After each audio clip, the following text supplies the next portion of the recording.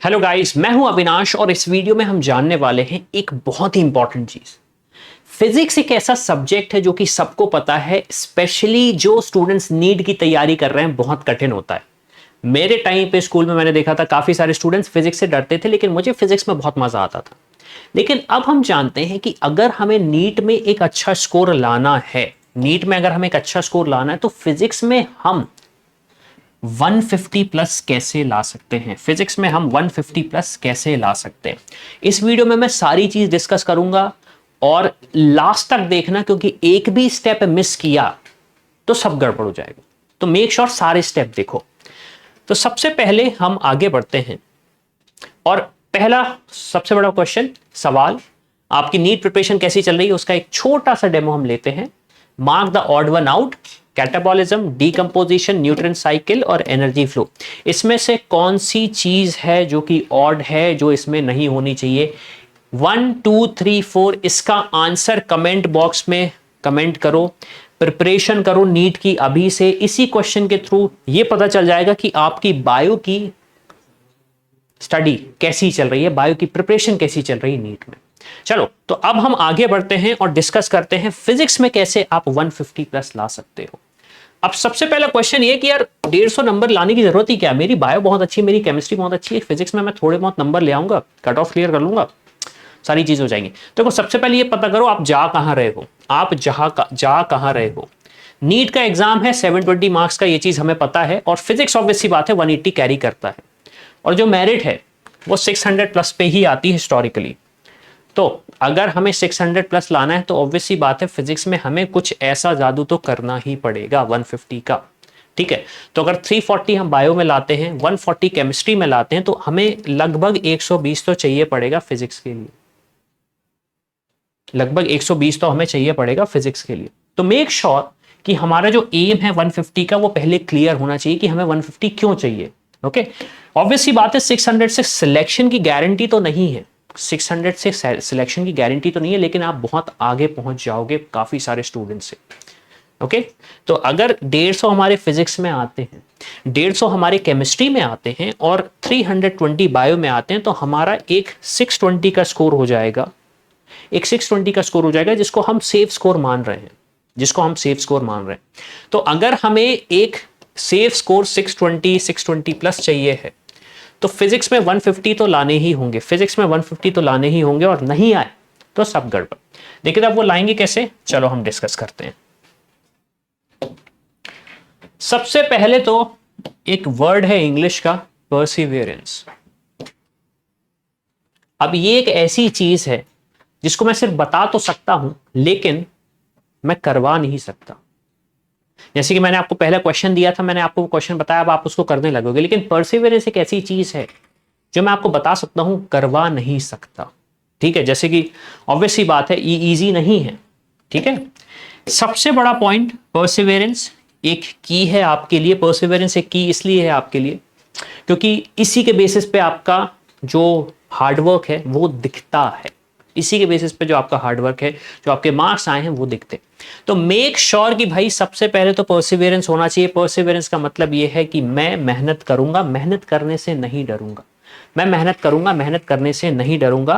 कोई भी प्रॉब्लम आए, कोई भी अड़चने आए, लेकिन मैं आगे बढ़ता जाऊंगा। कोई भी प्रॉब्लम आए, मैं आगे बढ़ता जाऊंगा। कमेंट करो कि आप आगे बढ़ोगे या नहीं, कमेंट करके बताओ मुझे कि आप आगे बढ़ोगे या नहीं। तो सबसे पहली चीज ये है कि भाई परसिवियरेंस होना चाहिए, बिना परसिवियरेंस के आप नहीं कर पाओगे। चलो, अब हम नेक्स्ट टॉपिक की तरफ बढ़ते हैं, नेक्स्ट स्टेप की तरफ बढ़ते हैं। नेक्स्ट स्टेप क्या है हमारा? Use your strengths. अब देखो, अगेन मैं फिर से वही चीज रिपीट कर रहा हूं जो मैंने वीडियोस में करी है, आप लोगों ने सुनी होंगी। आपको पता होना चाहिए आप कहां पे हो, आपको पता होना चाहिए आप कहां पे हो, आपकी स्ट्रेंथ क्या, आपकी वीकनेस क्या। तो आपकी जो स्ट्रेंथ है उसको यूज करो। The chapter you are strong, don't put a lot of efforts in them, क्योंकि आप उसमें स्ट्रांग हो तो ज्यादा एफर्ट्स लगाने की जरूरत नहीं। क्यों? क्योंकि आप उसमें अगर कम मेहनत भी करोगे तो आपका स्ट्रांग पॉइंट है वो। अब जैसे कि मुझे तो बहुत टाइम हो गया फिजिक्स पढ़े, मेरे कुछ फिजिक्स में बहुत अच्छे टॉपिक्स थे जिसको मैं आंख बंद करके कर लेता था। अब शायद वो प्रैक्टिस जा चुकी है, तो उससे होता क्या था कि मुझे टाइम बच जाता था, मैं फिर उन सब्जेक्ट्स पे फोकस करता था जो मेरे वीक थे। तो मेक श्योर कि आपके पास जो आपकी स्ट्रेंथ है उसको अच्छे से यूटिलाइज करो, उसको एज अ स्ट्रॉन्ग पॉइंट बनाओ अपना। ठीक है, ऑब्वियसली बात है, हमें पीएचडी तो करना नहीं है, हमें पीएचडी तो करना नहीं है, तो हम उसमें ऐसी मेहनत करेंगे कि हमें अच्छे से नंबर आ सके और हमारे नेगेटिव पॉइंट्स उसमें से ना आए। ओके, और अगर वीक पॉइंट हैं, वीक टॉपिक्स हैं, तो उसमें थोड़ी मेहनत ज्यादा करनी पड़ेगी। थोड़े अगर वीक पॉइंट है तो उसमें हमें मेहनत थोड़ी सी ज्यादा करनी पड़ेगी। चलिए अब हम नेक्स्ट टॉपिक, नेक्स्ट स्टेप की तरफ बढ़ते हैं। तो नेक्स्ट चीज है एक बहुत ही important point, no steep progress but progress.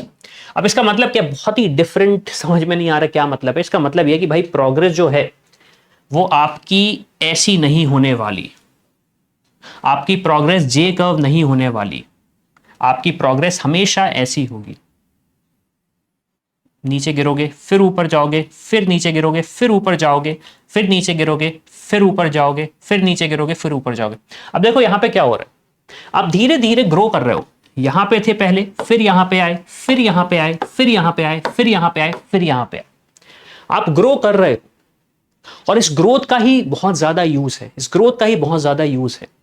एक वीडियो में मेरे पास क्वेश्चन आया था कि हमारे 370 400 नंबर आ रहे हैं। अब अगर 400 पे मेरा यहां पे है और मेरी मेहनत यहां तक हो चुकी है, तो मैं अब आगे ही ऊपर ही ग्रो करने वाला हूं, आगे ही ऊपर ही ग्रो करने वाला हूं। तो मेक श्योर कि जो आप प्रोग्रेस कर रहे हो वो एक प्रॉपर प्रोग्रेस कर रहे हो, उसको कैलकुलेटेड कर रहे हो, ताकि नीचे ना गिरो, नीचे ना गिरो। तो आपका स्कोर ग्रेजुअली इंक्रीज होगा 70 से 90, फिर 90 से 120 और फिर इवेंचुअली 150 हिट कर लोगे, इवेंचुअली 150 हिट कर लोगे। तो मेक श्योर जो प्रोग्रेस कर रहे हो, जो प्रोग्रेस कर रहे हो वो प्रॉपर है। ऐसी प्रोग्रेस पॉसिबल नहीं है, ऐसी प्रोग्रेस पॉसिबल नहीं है जो बिल्कुल इंस्टेंटेनियस होती है। अब नेक्स्ट है सिलेबस को ब्रेक डाउन करो, सिलेबस को ब्रेक डाउन करो, मुझे किस चीज पे फोकस करना है, किस चीज पे फोकस नहीं करना है। तो अराउंड 30 चैप्टर्स हैं आपके पास, ठीक है, अराउंड 30 चैप्टर्स हैं आपके पास और 6 महीने बचे हैं। मतलब यह है कि आप 5 सब्जेक्ट, 5 चैप्टर हर मंथ कर सकते हो, 5 चैप्टर हर मंथ कर सकते हो।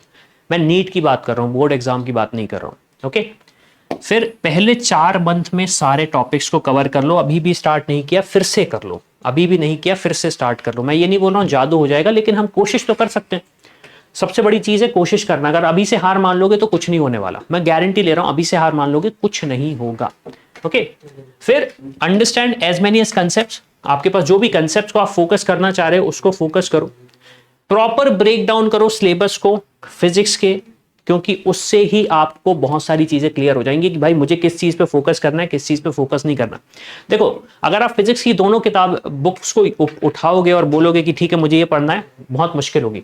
लेकिन उसको अगर छोटे छोटे पीसेस में ब्रेक कर दोगे तो बहुत आसानी हो जाएगी। आपको पता रहेगा कि यार ये चीज पे मुझे ज्यादा फोकस करना है, इसको मैं स्किप भी कर सकता हूं, तो ये चीज करो, ये चीज करो। फिर नेक्स्ट है कि चैप्टर वाइज वेटेज की अगर हम बात करें तो ये कुछ ऐसे चैप्टर हैं जिसमें आपका जो वेटेज है उसमें मैक्सिमम वेटेज है। कौन से हैं? Modern physics, thermodynamics, magnetism, current and electricity, light ray optics, laws of motion and इलेक्ट्रोस्टैट्स।